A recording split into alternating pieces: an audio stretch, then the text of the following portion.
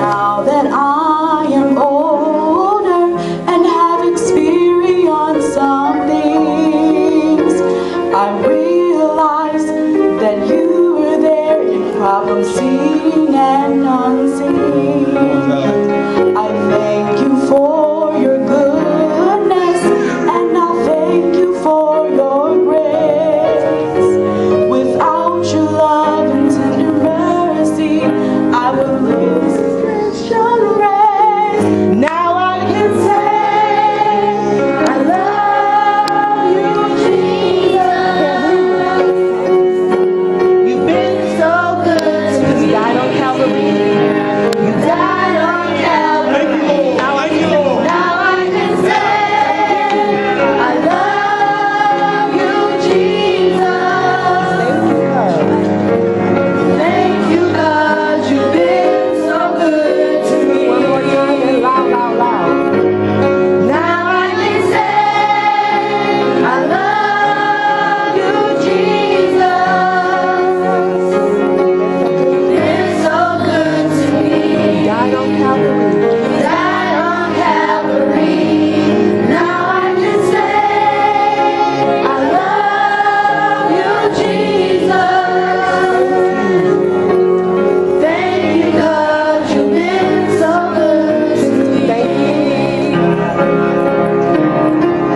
Thank you, God. You've been so good to me. One more time. Thank you. Thank you, God. You've been so good to me. Mr. Savory Boyer found out they were expecting a young girl. Her initial due date was late March or early April. However, due to complication with her blood, her mother, Cynthia Boyer, was constantly monitored by the doctors. She had lost a child before this one while only in her first trimester. The doctors told her if she ever got pregnant again, that she herself would die. Due to this serious blood condition, Sister Boyer's body would fight against a baby, recognizing it as a foreign body or a disease, and thus abort the child. Therefore, the doctors were expecting this child to die within her, or if by some chance she lived, she would be deformed or possibly dysfunctional. The doctor began to do simple tests on Sister Boyer's body. However, when they desired to do more evasive testing, such as sampling bodily fluids, Sister Boyer said no. Had the doctors been able to do this type of testing, the child would have possibly been aborted. Although the doctors told her that her pregnancy would be fine if she took what they offered her, Sister Boyer refused injections for her blood. She decided to fully trust in God.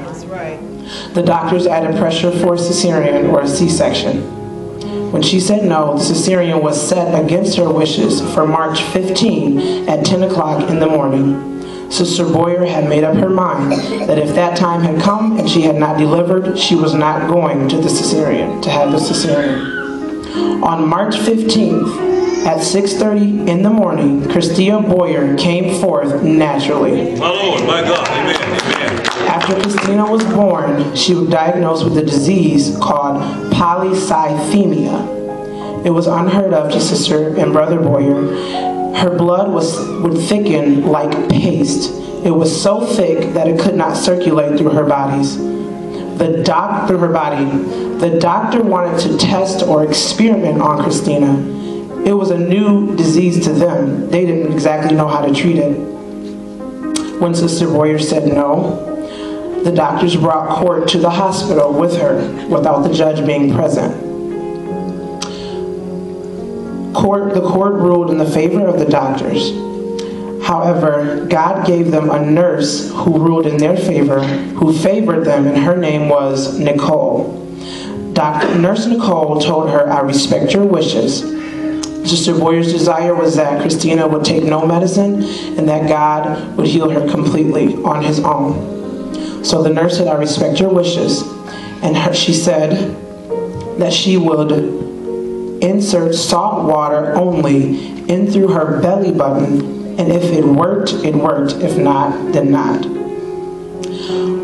It is important to note that All of the other children, the majority of the other children in the hospital, were unconscious because they were drugged with heavy doses of medicine so that they would not feel the pain of the things that were taking place within them. Christina Boyer had no medicine, and the nurse said she slept as if she was unconscious.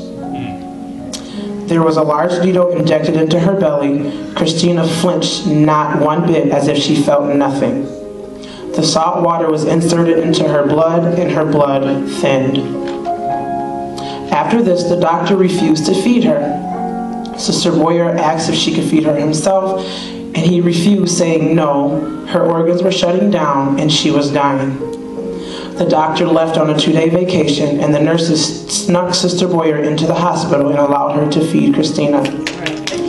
While there, Sister Boyer closed her eyes, and she listened to everything that was going on around her. She heard the nurses saying things like, "Oops, I forgot. Here, let me help you." Baby screaming, "Here, knock him out again."